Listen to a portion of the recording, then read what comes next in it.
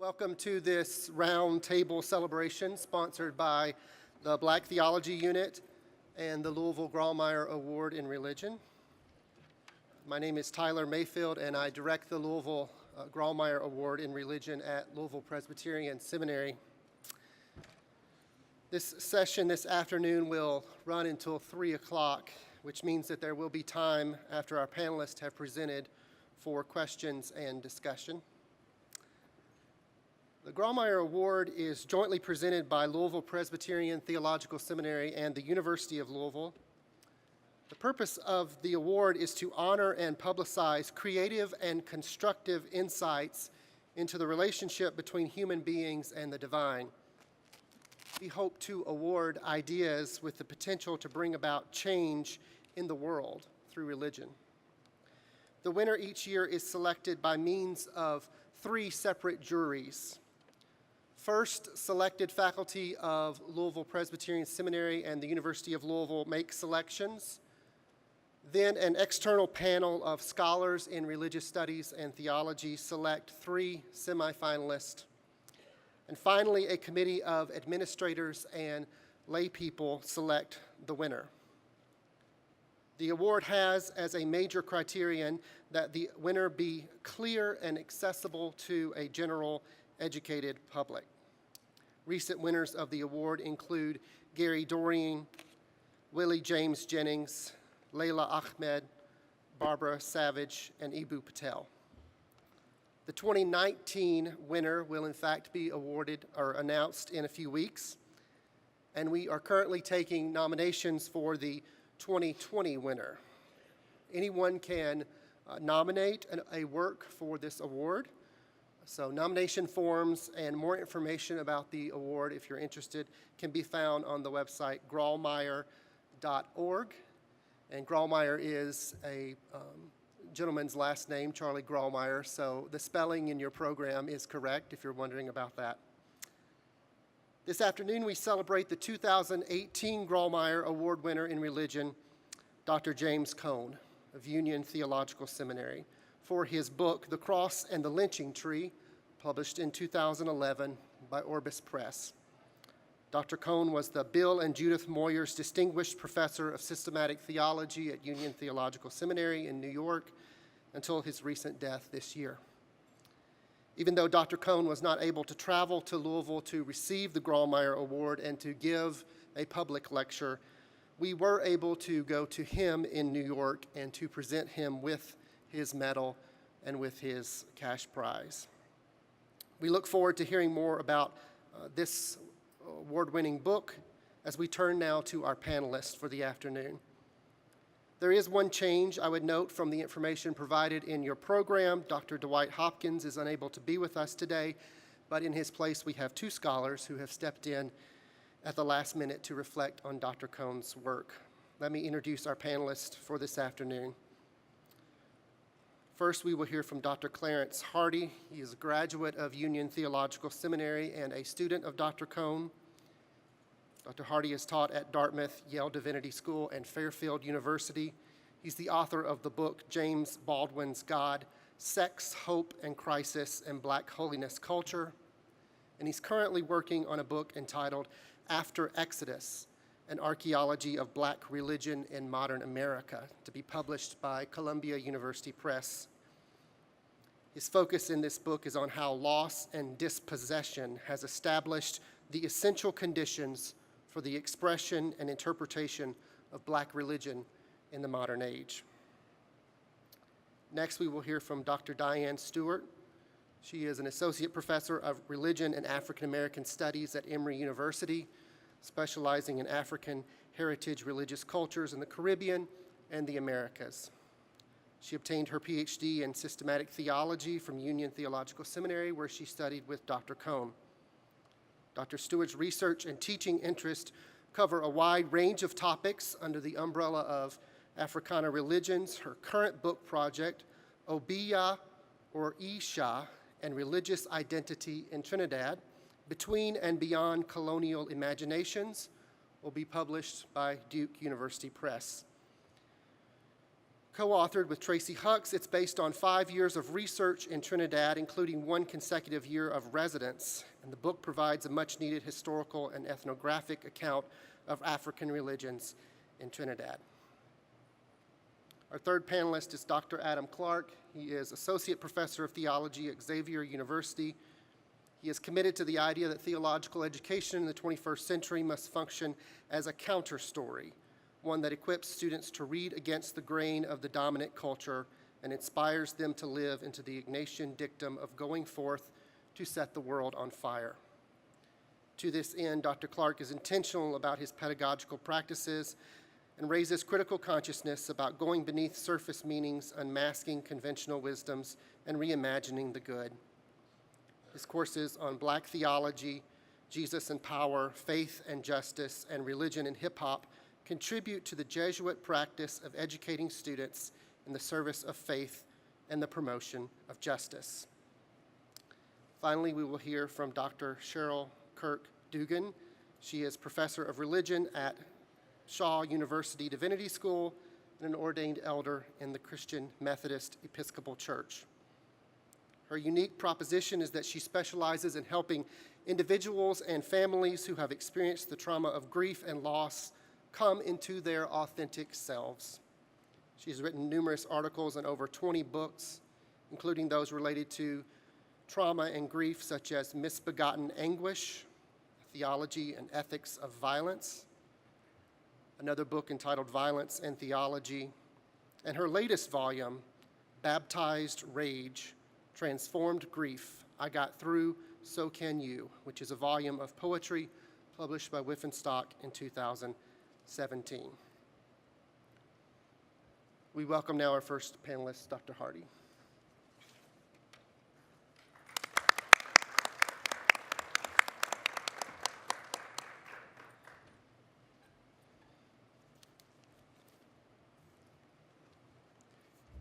It's an honor to be here.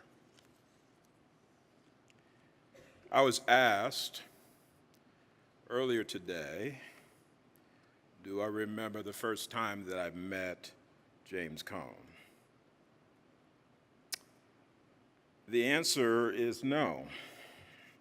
I do remember the first time I saw him, but the first time I encountered James Cone was in his books while I was a college student. And it was a revelation to me. For so long, I did not know where I belonged. I was not even intelligible to myself. And reading his words on the page not only made Black people intelligible to the broader culture, but made Black people intelligible to themselves. So I had a task to go meet the man who helped make me intelligible to my own self. And I arrived at Union Seminary, and it was Halloween, I believe 1991.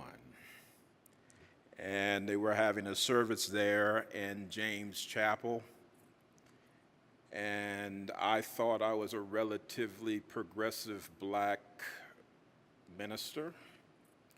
And I walked into the chapel and I saw a cauldron and leaves all on the ground and people saying, "Come, Spirit, come." And I said, what the hell am I in? And I went to the dean of students and she said, come back, because we're having a special conference on the Black church and the African American experience. There was a book that was just published by Eric Lincoln and Lawrence Mamiya as a big gathering that they were going to have. Gardner Taylor was going to preach, and James Cone and others were going to have a panel discussion on the book in the afternoon. I'd never met James Cone before. I had this image in my mind. I had this gift that he had given to me, and I was in for quite a shock. You know that voice. I'm tempted to imitate the voice, but I will refrain from imitating the voice. But the other part that I saw was not just the high-pitched Arkansas voice, but I heard this irascible character who did not mind taking people to task. And he was annoyed because Lincoln and Mamiya had described his theology as largely an academic theology and had compared his theology to Latin American theology and found it wanting. And I can remember the scowl that he had on his face as he contended against this picture that had been presented of what he was attempting to do. I will say that when I first heard the beginnings in Genesis of the book that was honored, the cross and the lynching tree, I was teaching at Dartmouth College, and he had agreed to come up to give a talk. And I did not know at the time that he was working through what would become the cross and the lynching tree. And when I heard him speak, and this must have been 2006, 2007, when I heard him speak, I felt like it was a return to form.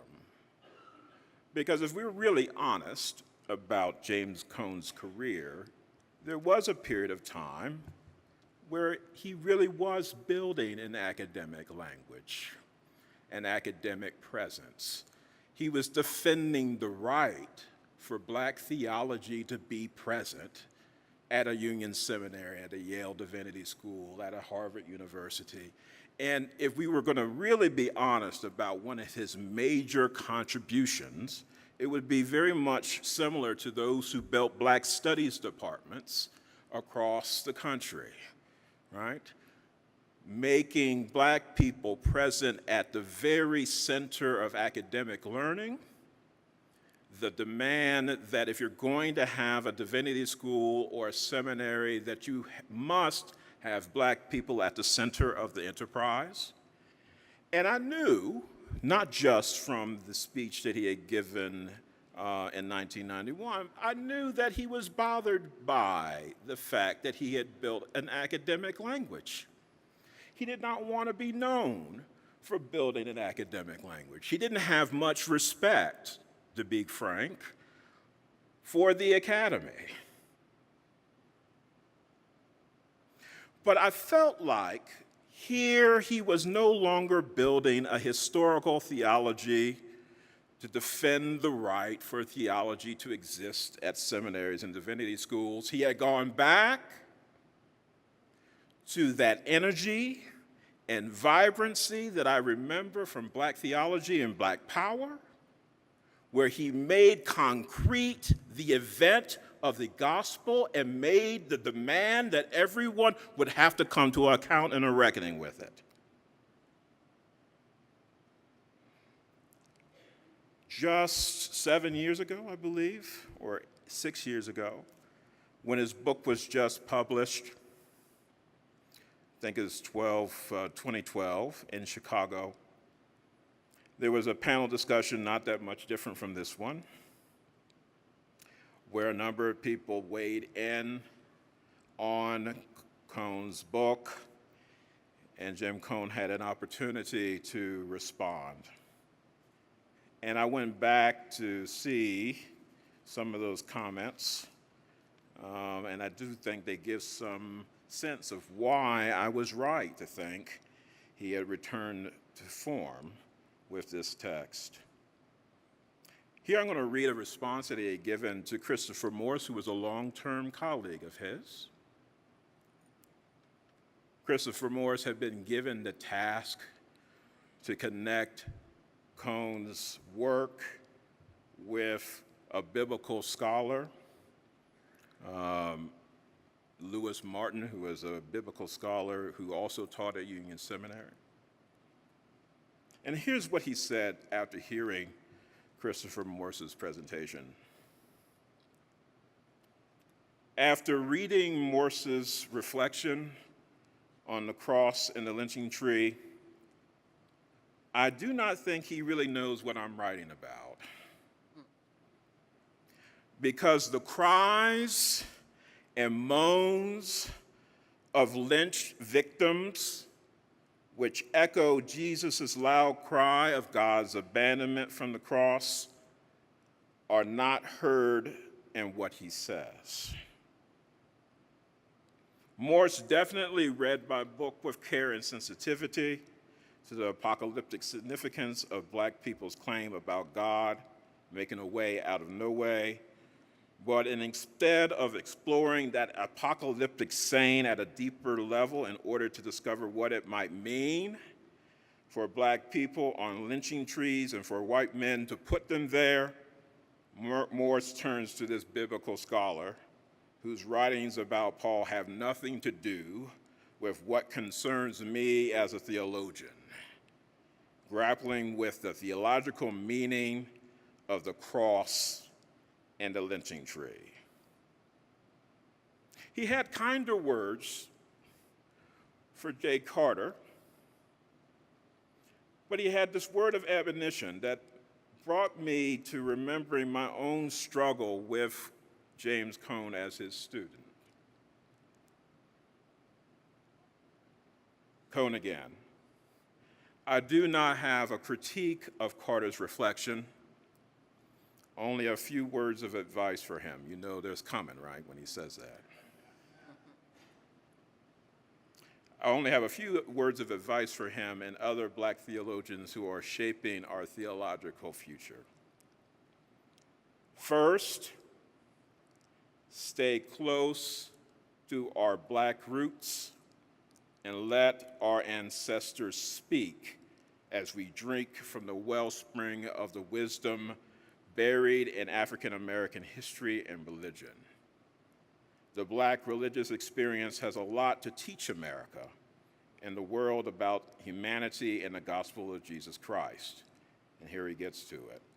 White theology is barren and will remain so as long as it keeps talking only to itself. Second, continue to affirm and to criticize the Western theological tradition. This exhausted tradition is revived when Black folk wrestle with it, and we must wrestle with it because it is our only language. James Baldwin is right. You bring your language, your experience to language, and that changes the language. Theology is a language game, Cone said, which uses the imagination to grasp the transcendent.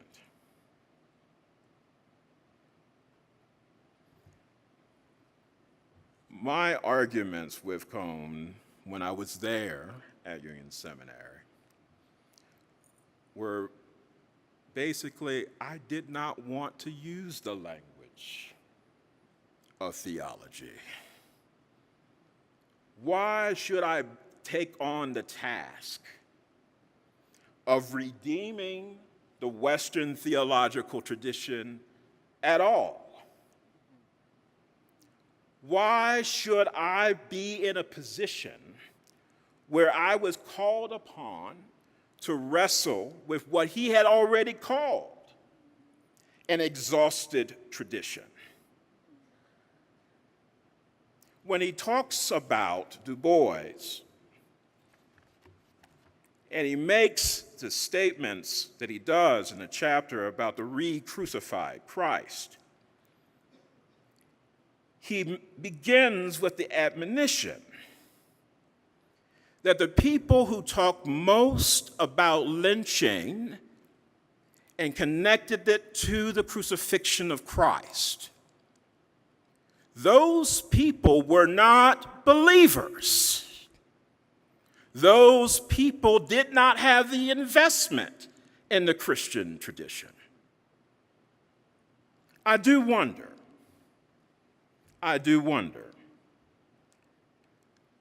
does the need for redemption, the need to redeem tradition, the need to redeem the West, does that need, at the end of the day, is it built on a certain degree of erasure, of loss and dispossession to begin with? I like to think that Cone was coming to my point of view, because he began with disbelievers. And I think if he was going to really wrestle with Du Bois when he says, I believe he was a man of deep faith. This is Cone again. His faith was expressed in the conviction that evil does not have the last word and that there is a spiritual force for right that cannot be crushed or defeated. What would happen, and I do believe this is where Cone ended, if you begin with what Du Bois says at the very beginning of The Souls of Black Folk, why did God make me an outcast in my own house? Question mark. No redemption. Thanks for your time.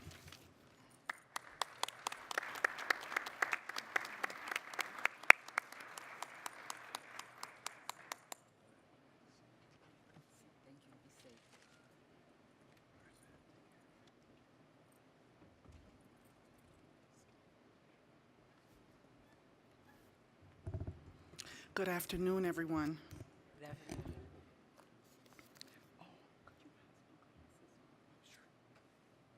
For the first time, I printed out the text without the 16-point font by accident.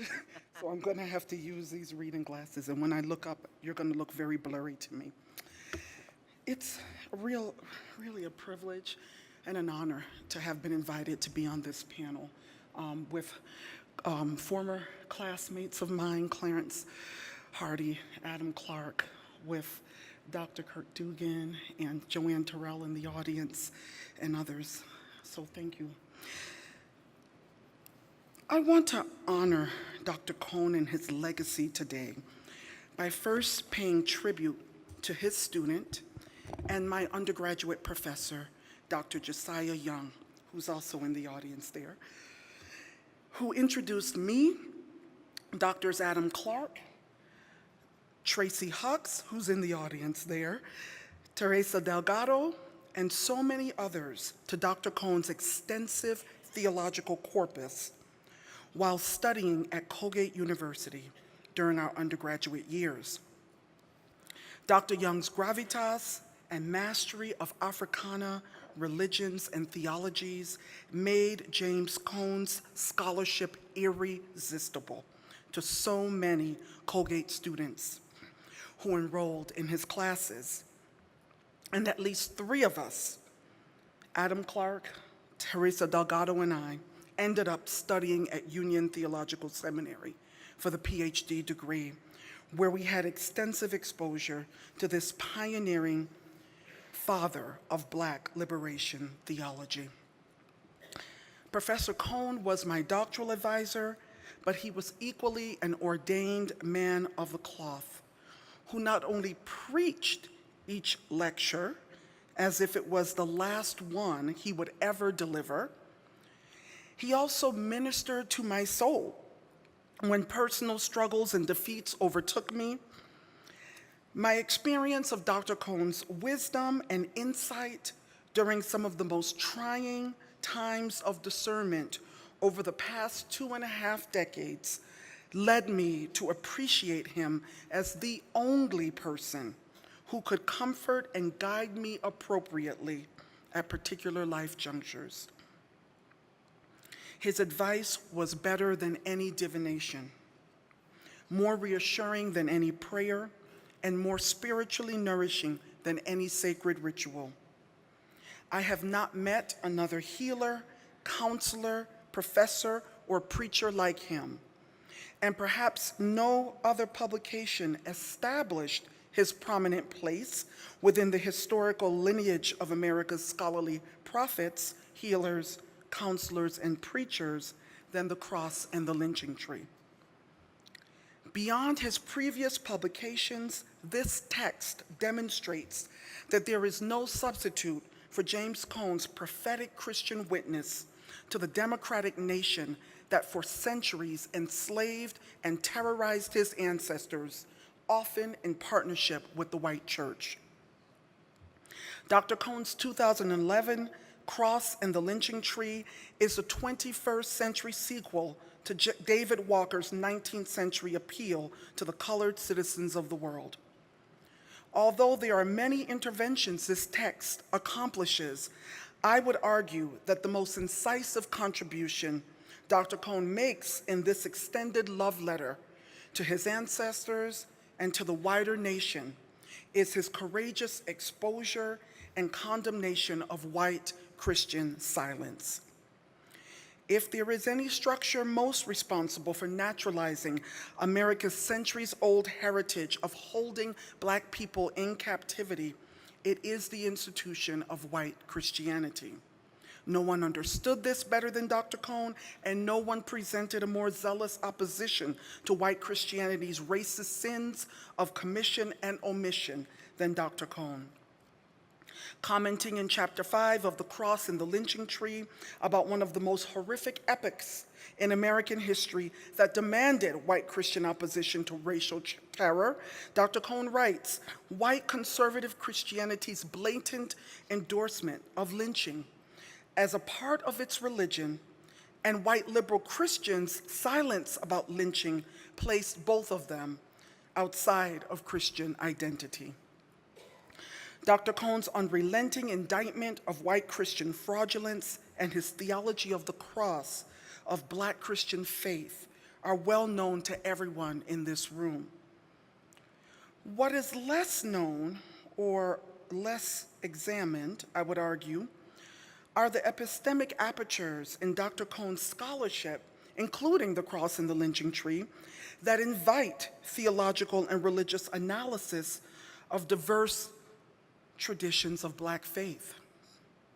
Throughout The Cross and the Lynching Tree, Dr. Cone prioritizes Black artists' perceptive witness, Clarence was just talking about this, to the horrors of lynching and Black subjugation, showing how the artistic imagination has freed Black artists from disciplinary politics and commitments such that they can apprehend and portray Black people's lived religion with more insight, accuracy, nuance, and provocation than perhaps most theologians.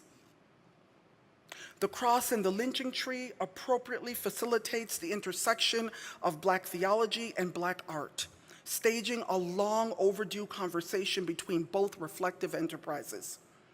From this meditative exercise, Dr. Cone concludes that, and I'm quoting, when Black artists and writers looked at the cross and the lynching tree and reflected on their relationship to Jesus and the mob violence of whites against Blacks in American history, they saw a Black Christ hanging and burning on a white cross, end of quote. The Cross and the Lynching Tree archives Dr. Cone's conceptual deployment of an arts-based methodology to perform the required work of what the late Juan Luis Segundo would call the liberation of theology. Unlike preachers and theologians, Dr. Cone maintained, and this is a quote, artists and writers were not bound by the inherited static religious tradition of white supremacists. Black artists, he goes on to explain, were defined by their creative resistance against an oppressive status quo.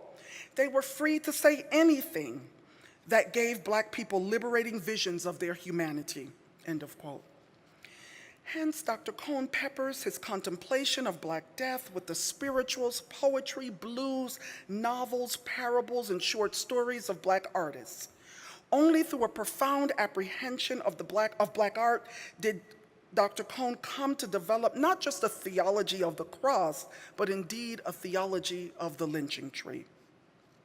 In several recorded lectures on the topic of the cross and the lynching tree, Dr. Cone described the penetrating tradition of Black letters and social criticism that nurtured his theological identity. On one such occasion, he remarked, "The literary and the activist people write about suffering with imagination and power.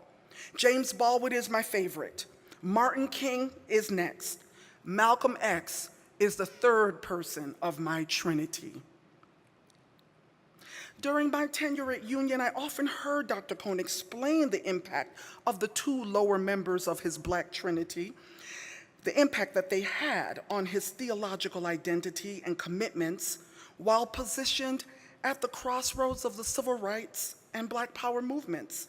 Martin Luther King kept me Christian, and Malcolm X kept me Black. Blackness, with all its ontological, cultural, spiritual, and metaphorical valences, would darken the grammar of Dr. Cone's new language about God. When he taught us that the sources for doing theology included Black history, Black culture, and Black experience, he was clearing the path for a range of creative, theological, and religious studies projects that would naturally access wider worlds of Black religious meaning-making and theological imagination. In the same way he did through the contributions of Black thinkers, activists, and artists who had either severed their ties with institutional Christianity, embraced humanist orientations, practiced different faith traditions altogether, or might have shifted back and forth among these and other poles of religious orientation. We see this most prominently in his elevation of Baldwin and Malcolm X as definitive sources for his theology. And I can remember as clear as day how I pitched this idea to him one day in his office. I said, "Dr. Cone, your Black liberation theology is not wholly derived from Christian sources. And you could not have developed Black liberation theology without the resources of Black people like Malcolm X, who rejected Christianity." Today, I can't remember his exact reply, but I recollect detecting a measure of uneasiness in his response. I knew that his resistance to my observation, as Clarence Hardy just said, was not unrelated to a defensive posture he was compelled to assume in order to refute early and in some respects enduring criticisms of his scholarship as failing to meet the standards of respectable theological reflection. Many critics maintained that the proper disciplinary arena for his scholarship was not theology, rather it was sociology. It is tempting for those who followed in Dr. Cone's path to forget how disqualifying this assessment of his work was within the white theological academy and the campaign he had to mount to counter the traffic of resistance he faced to Black liberation theology. Dr. Cone always taught us that people are not the best interpreters of themselves. And regarding his hesitation about the central role of non-Christian sources in his Christian theology, I would have to agree. I took great inspiration from my mentor's creativity in conceiving of the Black Power movement as God's revelation within the North American context. When he later wrote in his essay, The Vocation of a Theologian, and I'm quoting, "I knew that before I could say anything theologically meaningful about the Black situation of oppression, I had to discover a theological identity that was accountable to the history and culture of my people." Dr. Cone, with his prominent role in the Ecumenical Association of Third World Theologians, issued my theological passport to explore the full range of what historical inquiry and cultural analysis could yield about Black people beyond the borders of North America and the doors of the Christian church. As a result, I traveled to African-inspired faith regions of the Black diaspora that embraced the symbol of the cross as intimately as many Black Christians in America did during the era of mass lynching.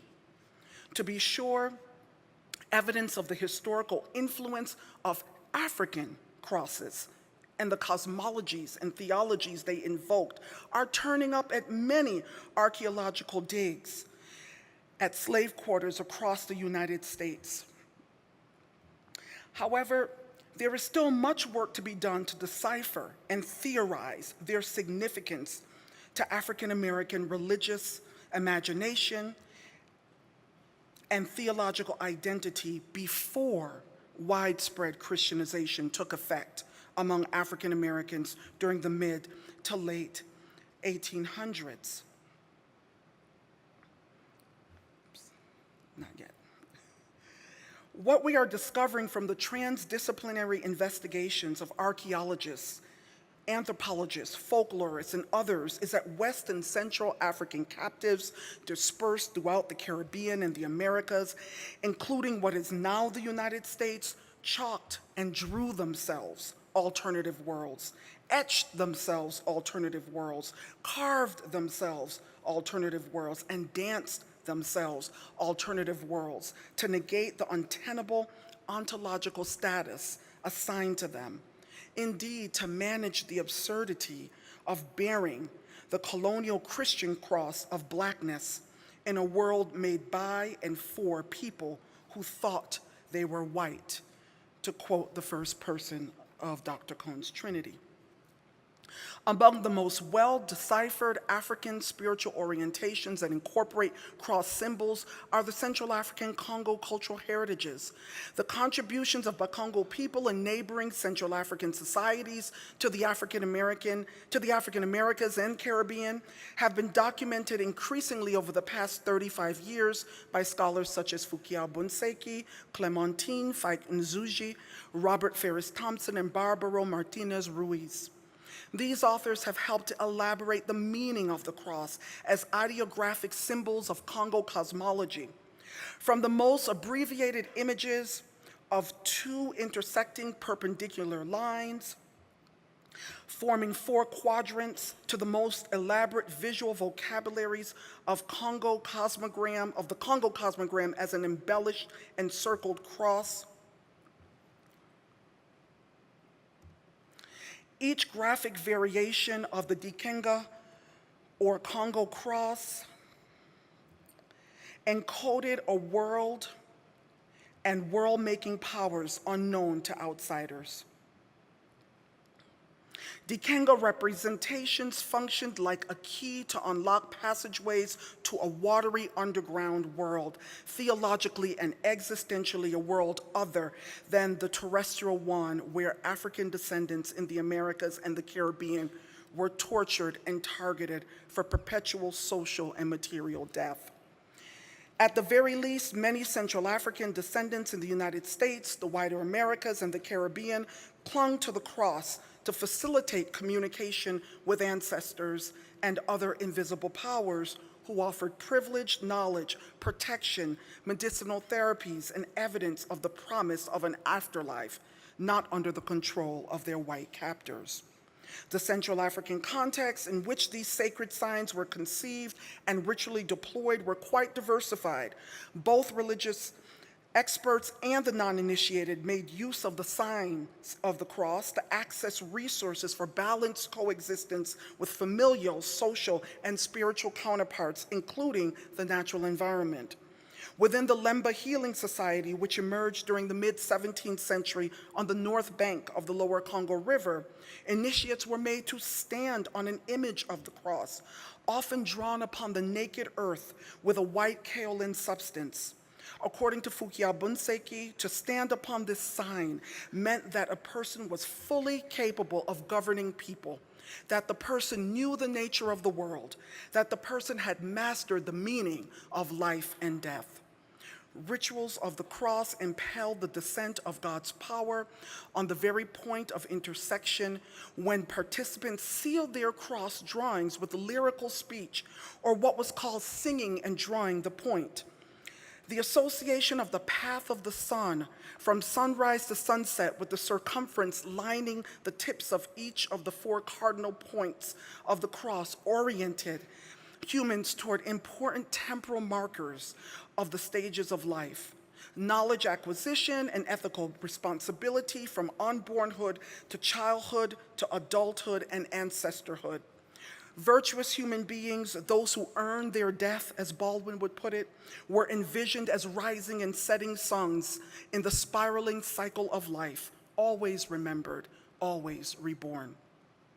The cultural concentration on signs of the cross and the cosmological orientation they provided members of society makes it no great wonder that Bakongo captives enslaved and indentured in the Americas and the Caribbean would continue to draw, dance, and sing theologies of the cross that protected, empowered, healed, and solidified a new creation.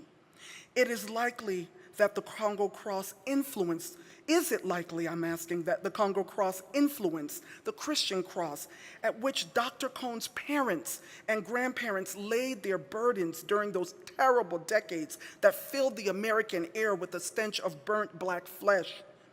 Dr. Cone focused upon the hanging black body and the hanging body of Jesus in his review of artistic and theological reflections on the connections between the crucifixion and lynchings in America. However, there is a peculiar spiritual that positions Black people in relation to the cross through the language that echoes Congo cosmographic mobility, ontology, theology, and ethics. Going to wake up the dead, going to wake up the dead. God's going to wake up the dead. Who's asleep and in the grave? God's going to wake up the dead. You had better mind, my brother, how you walk on the cross. God's going to wake up the dead. If your right foot slip, then your soul be lost. God's going to wake up the dead. My brother, better mind how you walk on the cross, for your foot might slip and your soul get lost. Better mind that sun and see how she run, and mind don't let her catch you with your works undone. Here are the concepts of minding how one walks on the cross and minding the path of the sun in concert with the message that the righteousness and responsible execution of one's ethical assignment guarantees eternal life, ensures the rite of passage from death to renewed life. The ideals set forward in this spiritual are consonant with Congo theologies of the cross. There is no reflection on the crucified Jesus and resurrected Christ, no Christology at all in these verses. Instead, the tone is didactical, as if instructing and warning an initiate of the expectations and responsibilities associated with mature membership in the society of ritual experts. I can see the initiate, the traveler, journeying counterclockwise, ring shouting along the path of the rising and setting sun, conscious that self-awareness and self-composure, fulfilling one's calling, working responsible within one's wider social networks are paramount to mastering life and death. When Christology became salient in the Black American Christian imagination, which I believe happened much later than the bulk of our theological scholarship suggests, it seems more than tenable that the cosmologies and theologies emergent from African concepts of the cross glossed Christological teachings of the church and contributed significantly to Black Christian notions of Jesus' mastery over life and death, as well as Black Christian hope and the promise of the afterlife. Here is where I quibble with my advisors' overstated contention that, and I'm quoting from The Cross and the Lynching Tree, cut off from their African religious traditions, Black slaves were left trying to carve out a religious meaning for their lives with white Christianity as the only resource to work with. This statement is much closer to the truth for the period of lynching, the 1880s to the 1940s, than for the period of enslavement, the 1500s if we include Spanish Florida, to the 1860s. In other regions of the African diaspora, the Bakongo cross allowed its custodians to circumvent the racecraft of colonial Blackness, for it institutionalized an alternative, intimate world-making project inspired by remembered traditions, including repurposed African nation identities. In Jamaica, for example, just around the same time that the mass lynching of African Americans was beginning to unfold, the Congo heritage tradition of Kumina was also taking shape. Kumina's ritual and ceremonial life has encompassed rites of passage, divination and healing, ancestral memories and thanksgivings, and there is oral evidence that these social practices were widely known as nation-forming practices among 19th century recaptive and liberated Central African indentured laborers in eastern Jamaica. Mirroring social organizational patterns of their kin in the visible world, as one Kumina informant put it during the 1950s, and I'm quoting, "The African gods are from tribes and nations," end of quote.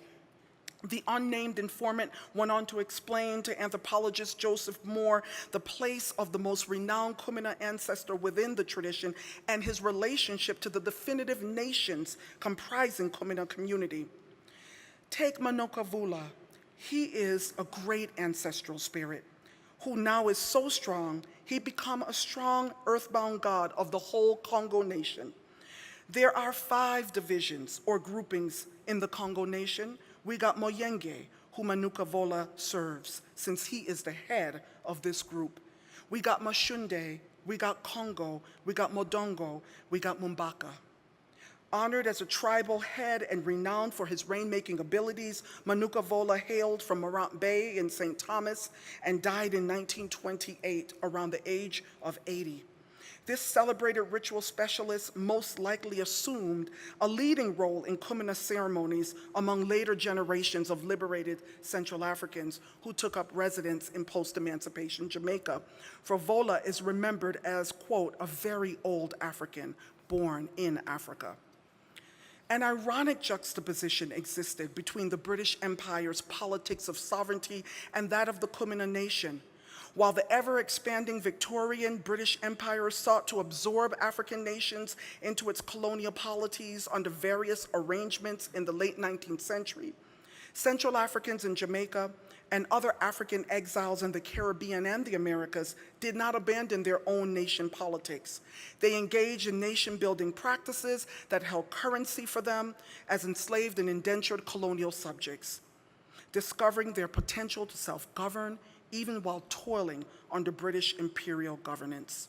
These nation practices included holding native judiciary courts, hosting coronation pageants, and assuming royal titles and associated responsibilities. The Dikenga Congo, or the Congo cosmogram, allows us to map aspects of Kumina devotees' foundational sense of the cosmos, family, and nation. In Africa and Jamaica, Congo people's perception of the world might be described as cyclical and spiral, and the human being is said to be a microcosm of the entire cosmos, thought to develop across 4 life stages whose essential significances are mapped spatially in symmetry with 4 moments of the sun stationed across time: Musoni, unbornhood; Kala, childhood; Tukula, adulthood; and Luvemba, ancestorhood.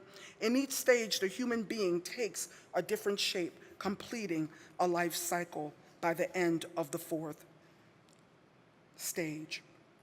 I'm gonna move on a little bit. In Jamaica, the center of the cosmogram, where the horizontal and vertical axes cross, symbolizes the power of a unified nation. As Moore observed during the 1950s, and this is a quote, "In Kumina, the key power source is either a black cloth with a white cross on it, or the center post of the dancing booth around which a ring, which signifies the area of power, is drawn." The unity between invisible and visible members of the Kumina nation is known to be real and efficacious through what Kumina custodians call mild spirit possession, a multi-sensory phenomenon of cohabitation and communicative acts intended to nourish, heal, and sustain the entire Kumina nation and others seeking its guidance and holistic health resources. Although illustrations of the Congo cosmogram, often drawn with white chalk, are common features across African heritage religious cultures in the Caribbean and the Americas, this symbol is inscribed more conventionally through the collective circumambulatory and exaggerated spiraling dances Kumina devotees perform during their ceremonies. In Jamaica, the Kumina nation did not become accustomed so much to drawing or etching the Dikenga Congo. for instead, nation dances configured this corporeal cosmogram at every ceremony. Beyond cultivating family bonding and nation-building practices, Kumina emerged in Jamaica as a ritual site of kinesthetic, philosophical, and theological inscription. In the slaveholding and colonial Caribbean and the Americas, nation consciousness and spiritual practices of nationhood produced an affective environment that allowed members not only to share the ineffable experience of what Black bards and vocalists have long approximated with testimonies of feeling Black and blue, but also to endure what philosopher Calvin Warren describes as the incessant violation of captivity. Captivity, Warren maintains, is precisely the experience in which a spirit, a soul, a psyche is violated without end. Through communication with nation deities and ancestors who visited the worshiping families by manifesting in the bodies of their devotees, nation members simultaneously condensed and expanded time and space, circumventing fictions and binaries of the colonial imaginary, and addressed, if not redressed, the otherness of their condition. Although not untroubled by the power dynamics and conflicts that qualify the daily life of all social and religious institutions, these affective achievements, facilitated by remembered theologies of the African cross, have sustained African diaspora religious communities from slavery to the present moment. Let me close by reinforcing that it was Dr. Cone's love for Black people and commitment to the holistic liberation of Black people that encouraged my exploration of alternative geographies of the cross in the wider Africana experience.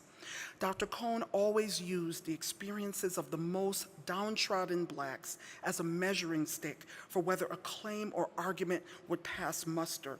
And he insisted that I and my fellow Black students master the ideas and experiences of our people, our traditions, our intellectual inheritance, which could be found not only in books written by W.E.B. Du Bois and other lettered women and men, but also in the vernacular reasoning, languages, and symbols of untutored Black people who wrestle daily with the imbalance of power between Blacks and whites, and wrestles with what that means for the human condition.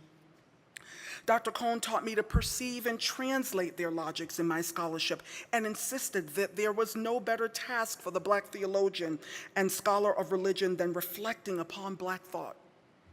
In every lecture and private discussion, Dr. Cone reinforced the dignity of Black people, the power of Black insight into the human condition by virtue of the role that unjust suffering always plays in the imaginations of those who bear crosses and those who hang on crosses.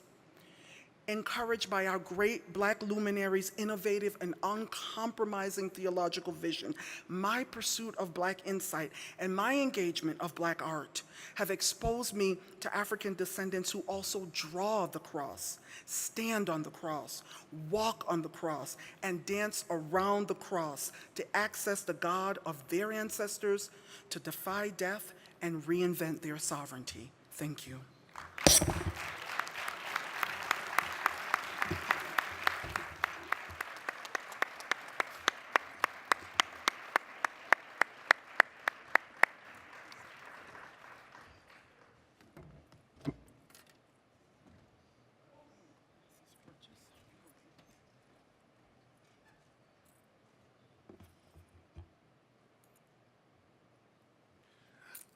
Good afternoon and welcome.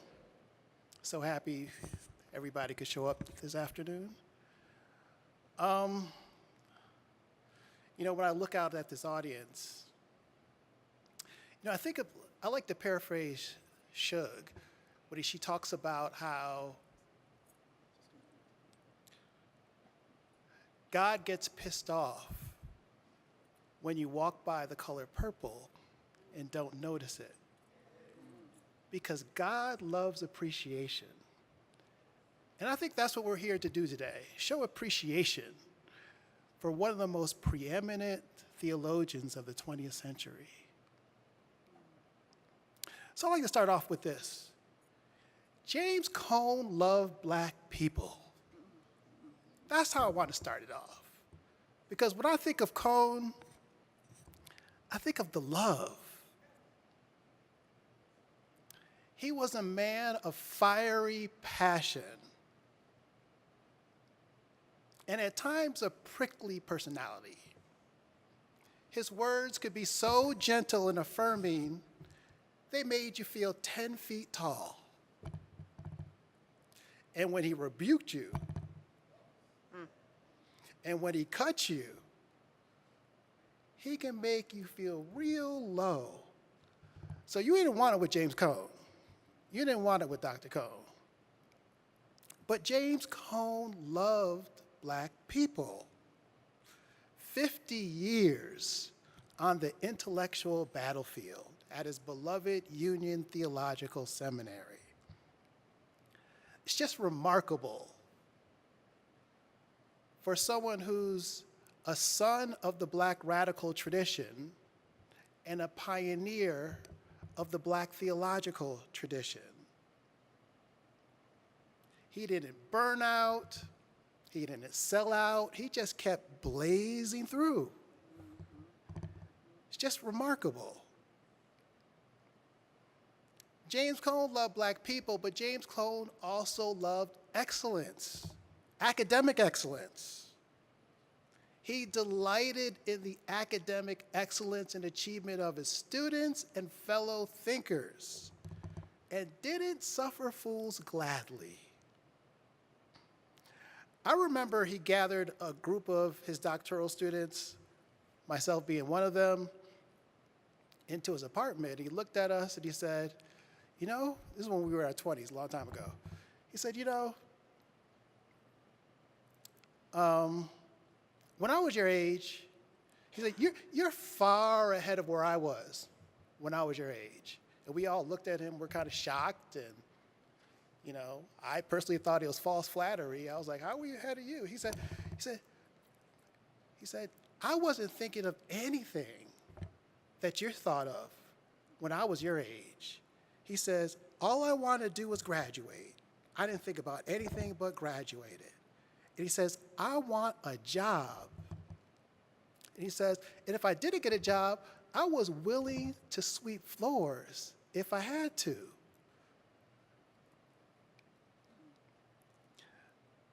And Cone was one of the most focused and disciplined human beings I've ever met. I mean, some people are just gifted. They're just natural. Like, when they speak, it's like a polished essay. When they write, it's just first draft work. But Cone was like the 95% of us. He worked at it and worked at it and worked at it, was very transparent about it. And the intellectual labor, the effort, the discipline he put on himself to produce, to do everything he did, was very uncommon, right? I mean, he was very organized. If he called you in for a meeting at 3 o'clock and you were there at 3:03, that was trouble, because 3 o'clock meant 2:59 to him. Ask me how I know.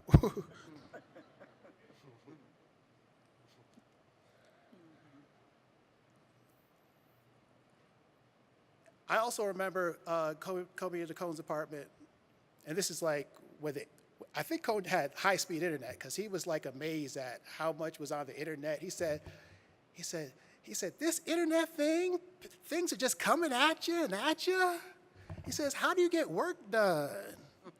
He said, if I started today, I would have never made, he said, I wouldn't have made it. I just wouldn't have made it today. But Cone had a beautiful heart, a caring and compassionate man. And last story, one time I was on a search committee at Union Theological Seminary. It was a hiring committee. And I was asking Cone his opinion about some prospective hires.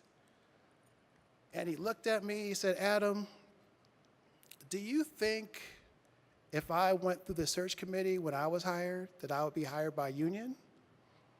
And you know, I thought it was a trick question. I was like, well, you're here, right? He said, no. He says, Union was the place of Reinhold Niebuhr and Paul Tillich. The way I got hired was we had a visionary president who bypassed the faculty and hired me, right? I would have never made it. They didn't think what I was writing was even theology at the time. He says, I got put on faculty and none of my colleagues were happy. He said the visionary president knew that the world was changing and union had to do something different. So he said, look, search committees, democracy has its place, but it's that visionary insight also, the prophetic dimension also, that has its place as well. The cross and the lynching tree. Nearly every major Christian theologian wrestles with the cross. That's not unusual. But the lynching tree, from a theological perspective, that's unique. I read this text as Cone's meditation on death. Not death from natural causes or even the event of death, but the arbitrary forms of death, the specter of death that haunts Black life. The lynching tree is a symbol of absolute horror, of sheer terror, and the cross is a symbol of how that terror is confronted and at times transformed. To be Black in the United States is to have your life subjugated, surveilled, and regulated by the powers of death. They are part of the structuring conditions that circumscribe Black life. How else can you understand the permit patties of the world who call the police on 9-year-olds who are selling water, or the barbecue Beckys of the world who call the police on Black folks barbecuing in a public place, or the Michigan man who shot at the 14-year-old boy because he was asking for directions because he missed his bus. And Cornerstone Caroline, who fabricated a sexual assault by a 9-year-old because his backpack lightly touched her buttocks, right? And worse yet, Dianne Jones, the Ferguson activist, whose body was found hanging from a tree last month. Now, police tried to speculate suicide, but his mama said, my boy was lynched. So from the lynching tree to mass incarcerations, from police brutality to racial profiling, Black life continues to be devalued and imperiled by a racial calculus and a political arithmetic that were entrenched centuries ago. Saidiya Hartman refers to this as the afterlife of slavery. Slavery is not just something that happened and ended a long time ago, but slavery is something that continues to reproduce itself in our culture. Cone's text enters into the afterlife theologically through the metaphor of lynching to articulate a new site of enunciation for Christian faith. Not a faith from above, but a faith from below. Cone deepens his previous work because the category of below here is not just the struggling poor or the poor who actively participates in the freedom movement, but the lynching metaphor points to a certain subjectivity within the poor. Jan Muhammad calls it a death-bound subjectivity, a subject that is formed from infancy onwards by the imminent threat of death, a subject that fears that death can appropriate her at any given moment. The classical example of this is Margaret Garner. You know the woman that Toni Morrison does in Beloved, right? She escapes from slavery in Kentucky and flees to Ohio. She and her family were chased by slave captures and U.S. Marshals and eventually become trapped inside the house. As they resist capture, Garner was faced with the impossible dilemma: either go back to the death of slavery or end the life of her family and herself right there. So Margaret does the unthinkable and slits the throat of her baby infant and tries to kill the rest of her children before she's restrained. Now, is that an act of love or an act of madness?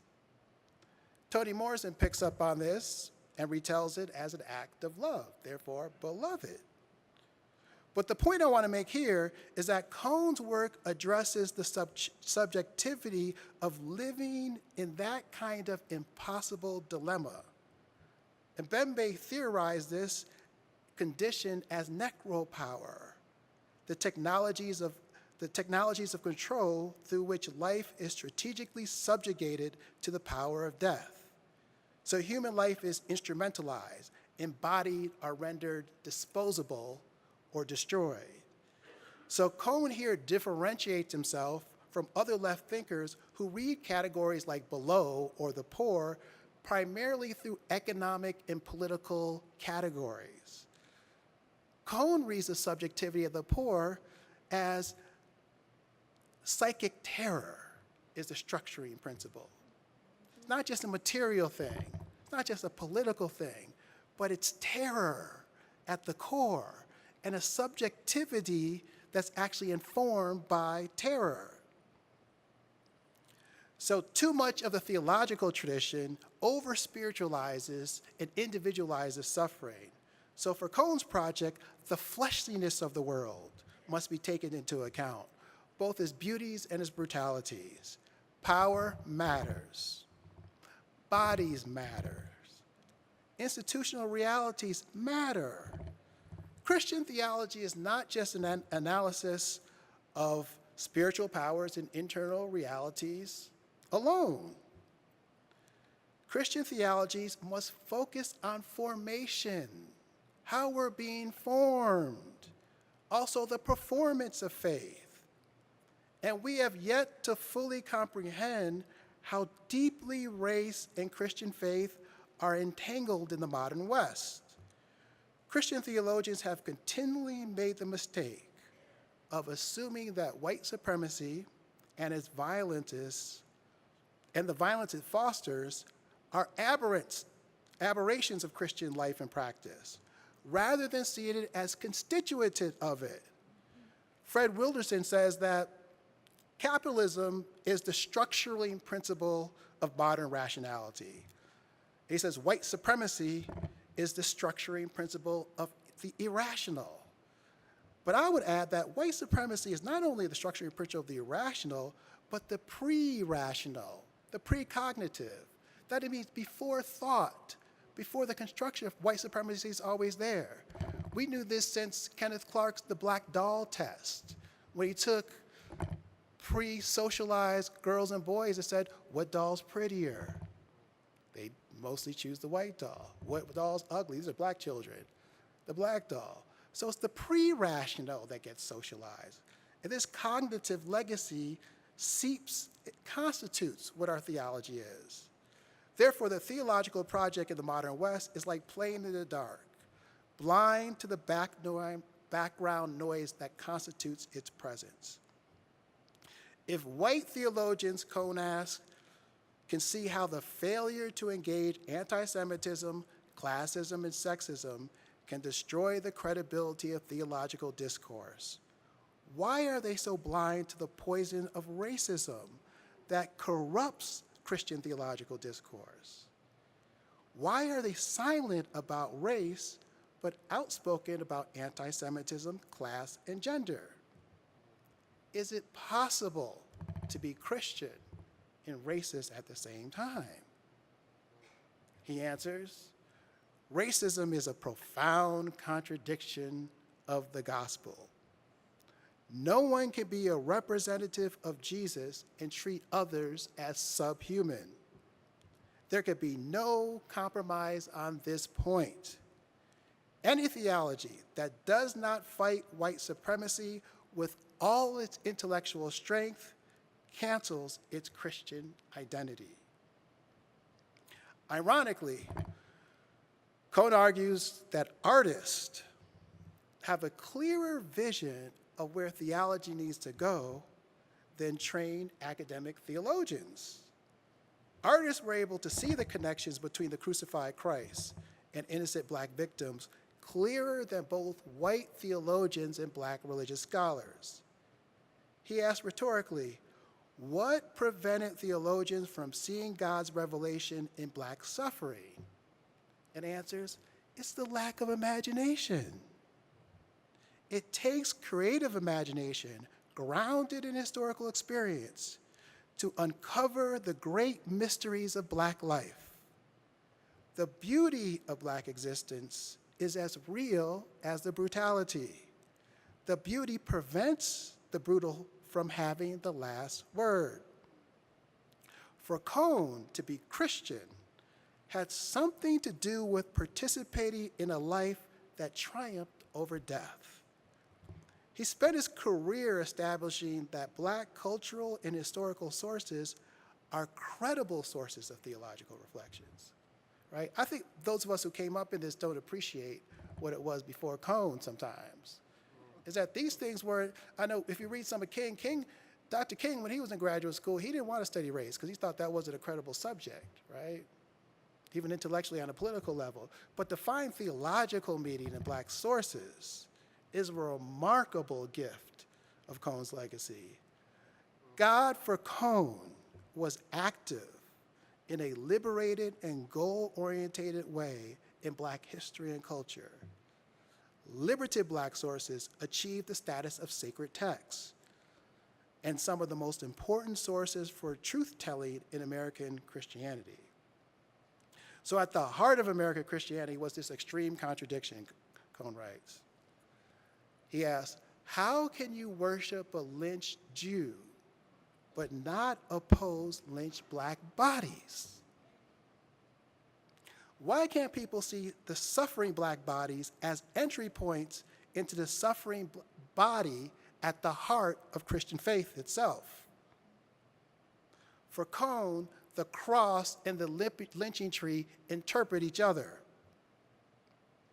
Both, he writes, were public spectacles, shameful events, instruments of punishment reserved for the most despised people in our society.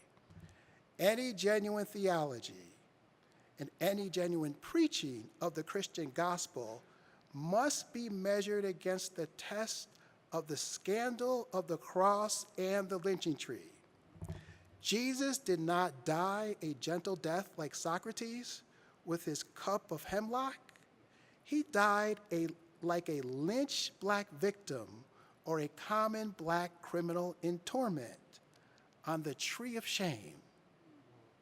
The crowd shout, crucify him, anticipate the white mob shout, lynch him.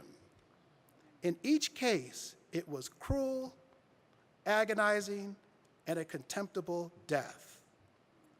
White theologians have written thousands of books about Jesus' cross without making any analogy between the crucifixion of Jesus and lynched black bodies. One must suppose, Cone intends, that in order to feel comfortable with Christian faith, white theologians needed to interpret the gospel in such a way that it would not require them to acknowledge white supremacy as America's original sin. But then he adds, but what's invisible to white Christians is inescapable for black folks. And that's powerful. This work is not just a work of liberation theology. It's a work that tries to liberate theology itself. See, Cone doesn't want to do away with the cross. He wants to liberate the cross from its cultural captivity. So the book ends on a hopeful note. And before I, conclude here, I want to say as a side note, I've focused on the cross, but Cone also talks about the blues as a source of resistance. He reads as the arts of as blues as arts of resistance, right? He talks about how the Friday and Saturday night encounters are similar to the church on Sunday morning, how blacks singing, dancing, laughing, having sex, drinking, everything like that was an affirmation of humanity, right? He reads them as arts of resistance. So I'm focused on the religious thing here, but in there he has much more culturally grounded sources where he talks about resistance here. So once contact with the transcendent is found, a new existence of the world becomes possible, quoting Eliade. For Cone, the cross conveys a paradoxical truth, not a human truth, but a divine one. God took a symbol of death and defeat and turned it into a sign of new life. It inverts the world's value system with the news that hope comes by way of defeat, that suffering and death do not have the last word. So for Cone to speak back to the tragedy of lynching is part of the effort to overcome its terror, right? And I'll leave you with this. One of Cone's favorite definitions of theology is centered in love. The Bible tells us, Cone used to say, that we're supposed to love God with our heart, with our soul, with our mind. He said, now the church does a good job of loving God with the heart and the soul, but theology is about loving God with your mind. And I read the cross and the lynching tree, as well as Cone's corpus, as Cone's attempt to love God with his mind. And we are deeply grateful and indebted to him for sharing that with us. Thank you.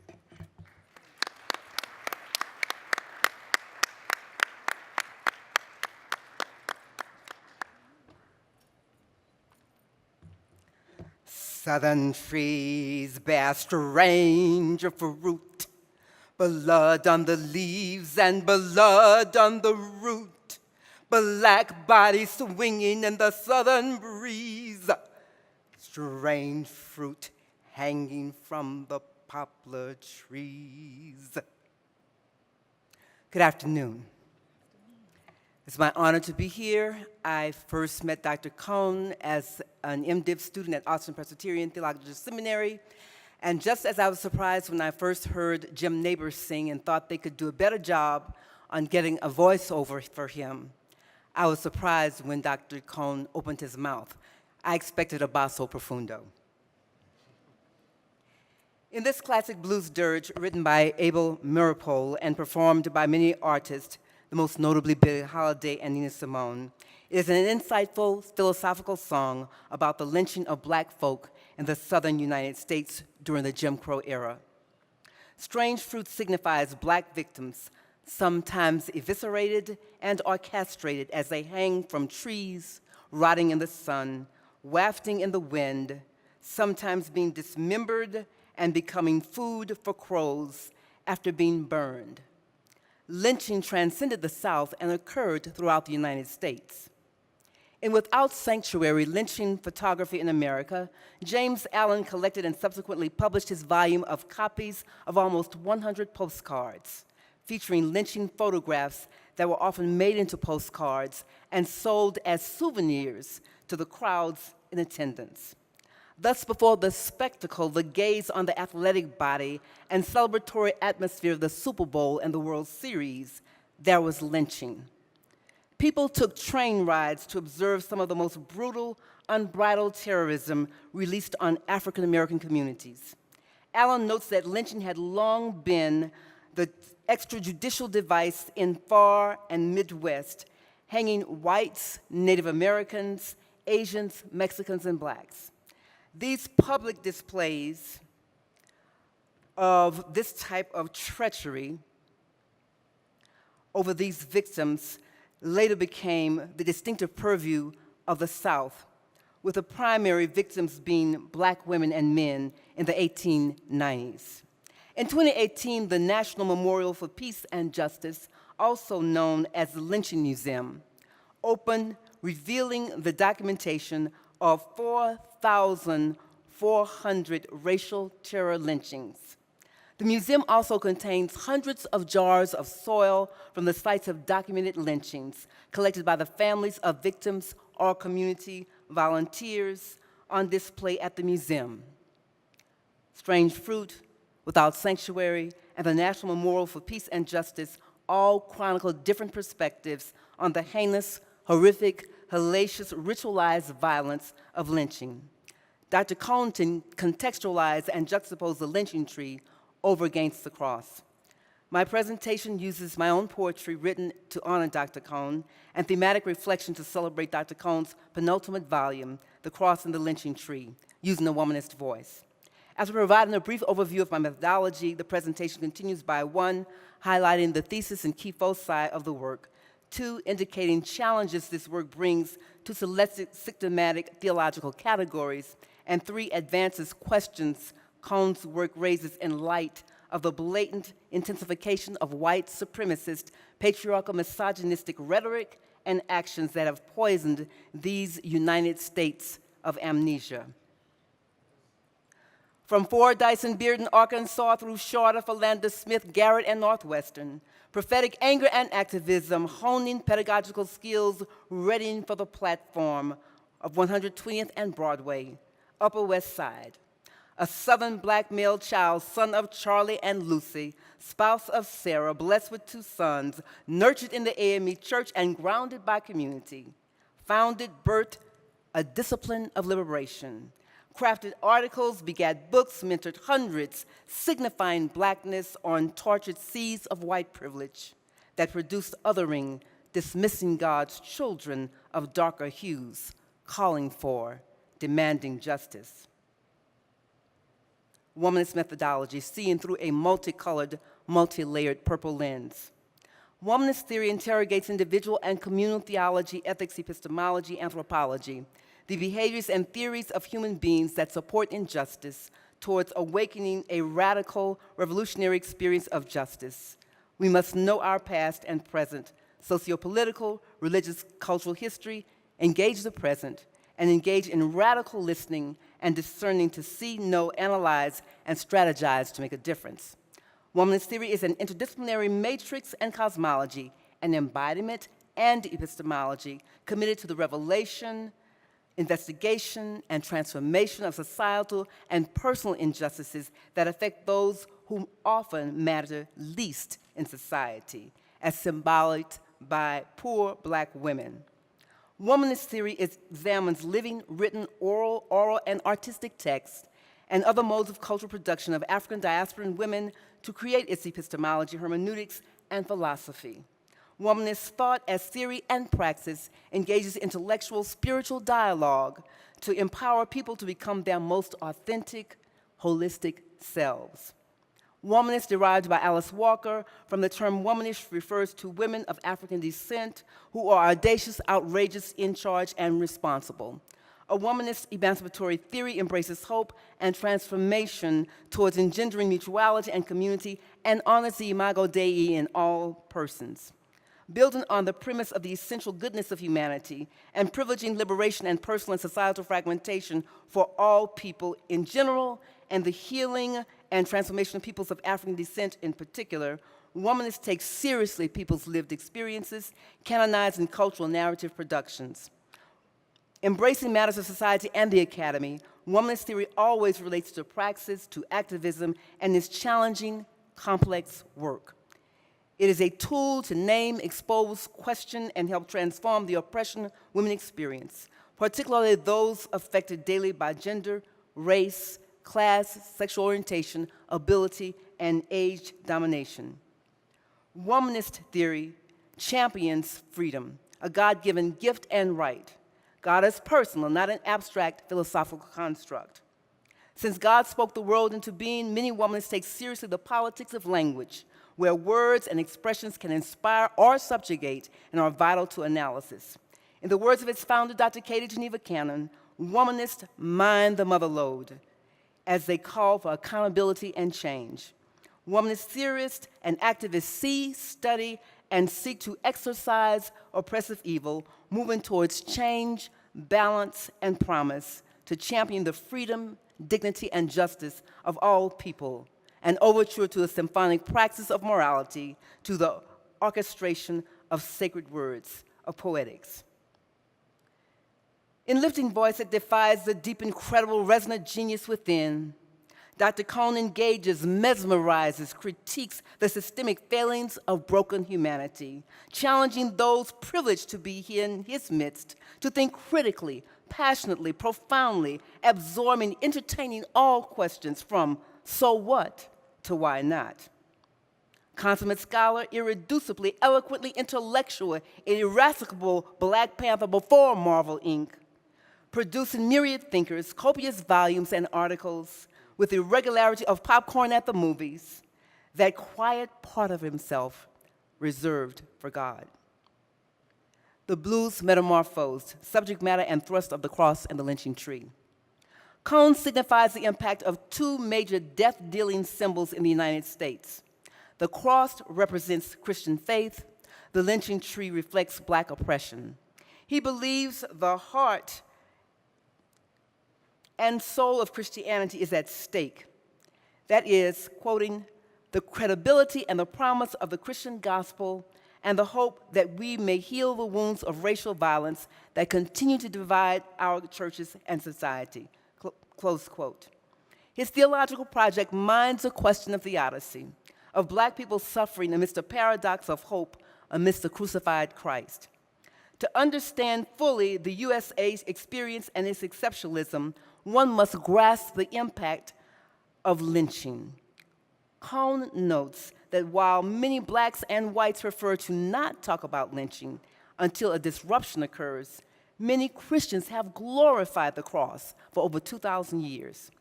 Yet, while believing Jesus died for the redemption of human sin as ransom, thus making justification by grace a reality for believers through atonement, most have detached ongoing suffering and oppression from the cross.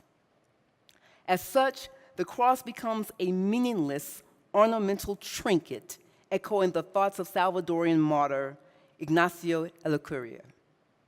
Cone posits that whatever he has to say to the world emerges from having lived in the Ku Klux Klan lynching state of Arkansas, where white churches preached a dehumanizing, segregated gospel, and Black rural churches preached a suffering, salvific Jesus. He experienced, quote, the tragic and hopeful reality that sustains and empowers Black people to resist the forces that seem designed to destroy every ounce of dignity in their souls and their bodies, close quote. The thesis of the cross and the lynching tree, a culmination and conclusion of all his other works, interrogate the question, how to reconcile the gospel message of liberation with the reality of Black oppression, to give voice to Black victims, to exegete how ordinary Blacks, like Charlie and Lucy, survived lynching and maintained their families and communities without losing their sanctified minds, stayed sane, and lived meaningful lives. The Black church and theological text compels Cone to wrestle with life and faith, trying to make sense of life and his own realities in a world that denied him. He had to make sense out of the contradictions of a world that made Black people invisible. Cone concluded that an, quote, imminent presence of a transcendent revelation, close quote, signaled the imago Dei of Black people, which empowered them to cope with any and all travesties and horrors that propel them, at them. Cone eloquently used words as his weapon of choice to affirm and defend the minds, bodies, and souls of Black people. Not having engaged it before, Cone embraced his greatest and most painful challenge to deconstruct the cross, the nightmare and symbol of white supremacy. Writing about lynching liberated him from being confined by it. The cross helped him deal with the horrific reality of the lynching tree, and the lynching tree helped him grasp the tragic nature of the cross. The 6-chapter volume of The Cross and Lynching Tree includes the following. Chapter 1, Nobody Knows the Trouble I See, The Cross and the Lynching Tree and the Black Experience, where he examines the paradoxical nature of the cross and the history of white Christian justification of black lynching. African Americans use the blues to affirm their humanity and black religion to galvanize their hope, where the lynching/crucifixion of Jesus was evil. 2, the terrible beauty of the cross and the tragedy of the lynching tree, a reflection on Reinhold Niebuhr, wonders why white theologians have not explored the parallels between Jesus' execution and the lynching of black lives. He applauds Niebuhr's centrality of the cross, yet critiques his inability to engage black suffering, where Niebuhr presents both the potential and limits of mainstream 20th century theology. 3, bearing the cross and staring down the lynching tree, Martin Luther King's struggle to redeem the soul of America, where King embraces the cross, acknowledges black suffering and the struggle for justice, while championing redemptive suffering, which Cone wants to problematize. 4, the recrucified Christ in the black literary imagination affords conversations by poets like Countee Cullen, who explored the black aesthetic religious understandings of the lynching tree, where we see the brutality and the hope of the cross over against the insane perversion of white supremacist Christianity support of lynching. 5, Oh, Mary, Don't You Weep, reckons with the voices of African American women, notably Ida Wells Barnett, and the voices of womanist scholars, some who condemn redemptive suffering and others who find the sustenance in that old rugged cross. And 6, conclusion, Legacies of the Cross and the Lynching Tree find salvation for everyone as the God revealed on the cross in Jesus. In sum, for Cone, he wrote, quote, to start a conversation so we can explore the many ways to heal the deep wounds lynching has inflicted on us, close quote. Blacks and whites are bound together in Christ by their brutal and beautiful encounter in this land. And so, beloved Reverend Dr. James Howell Cone, with a phenomenal philosophical matrix, unleashing an exquisite, riveting life of mind, body, soul, sometimes threatened, dismissed, still standing, we salute you and thank God, your parents, community, and family. We thank Union Theological Seminary in New York, providing a platform for your prophetic work, for sharing you with us. On systematics and constructive theology in the wake of the cross and the lynching tree. Dr. James Howell Cone in this seminal work invites us to engage in deep, critical, interdisciplinary thinking about how we understand God and our relationship to God and each other. Thinking systematically, here I select anthropology, Christology, and ecclesiology in the wake of heightened white supremacist, patriarchal, misogynistic practices inside and outside the church, in the Oval, on Main Street, and Wall Street. Cone's work can move us to explore what does it mean to be human amidst oppression, and what can we do to move toward healing. With the intensified hate rhetoric, Me Too, and Black Lives Matter, the interment of brown bodies on the border, clearly our systems and theology posit that all are not made in the image of God, and begs the question as to why we play the game of church and Christianity if we do believe in God. Perhaps it's all a game and a movie set on a constant replay. For Christology, we have to ask, what would Jesus do? And if we profess Christ, why do we act as we do?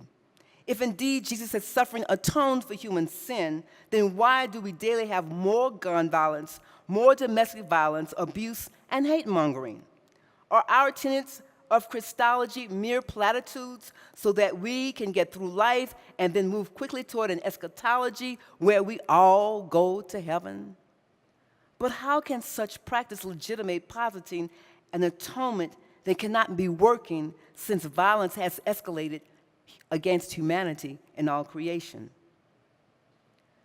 The closing of seminaries and of churches, the shrinking of congregations ought to be a pause as we think about Cone's wrestling with the lynching tree and the cross. How do we lynch daily with our tongues, our pink tornadoes, as we relate to our congregations? Given the amount of clergy abuse and top-down administration in male-ruled pastorates where an alpha male posture leaves little room for constructive, healthy existence of other men, and often patronizing of women, are we doing more lynching from the pulpit to the pew and vice versa than we're practicing love? Engaging Dr. Cone's pedagogical, philosophical, graced ministerial presence, love, justice, philosophy, theology, that wonderment of the child from Bearden, who still presses us to ask difficult questions that require we only accept the best of students, colleagues, peers, and of ourselves, that signals his most eloquent erudition from the spirituals and the blues to the Grawemeyer award-winning volume, The Cross and the Lynching Tree. Conclusion, embodied ugliness. Cone writes, quote, "What we say about the cross remains at the level of theological distraction, like Karl Barth's Word of God, separated from the real crosses in our midst," close quote. Toni Morrison says it best in her classic novel, The Bluest Eye, as she depicts the pathologies of the Breedlove family, especially the daughter who desires not blue eyes, but the bluest eyes as a marker of beauty and acceptance. Quoting, "No one could have convinced them that they were not relentlessly and aggressively ugly. The father Charlie's ugliness was behavior. The rest of the farm family wore that ugliness, put it on, although it did not belong to them. You looked at them and wondered why they were so ugly. You looked closely and could not find the source. Then you realized that it came from conviction, their conviction. Ugliness is what we do when lives do not matter, when we can have a narcissistic megalomaniac in the Oval, when clergy and mamas and daddies molest children, when we have internment camps on our borders, when officials can publicly, without apology, steal elections. So we thank you, Dr. James Hal Cone, for providing one lens with which to wrestle with such madness. While the cross can prove problematic as it still makes sense of one level of brutality and evil, where some see the blood of Jesus as a talisman, as a rabbit's foot, rather than a metaphor for the love of Christ, there is much for us to yet explore, and that we have to give thanks. And so the Oscar goes to Dr. James Hal Cone. Gracias, danke sehr, merci beaucoup, grazie, agarito, spasiba, tak, mahalo, toda, afaristo, lexie, surako, nyagingbonga, obrigado, asante, natotela. Thank you. God bless.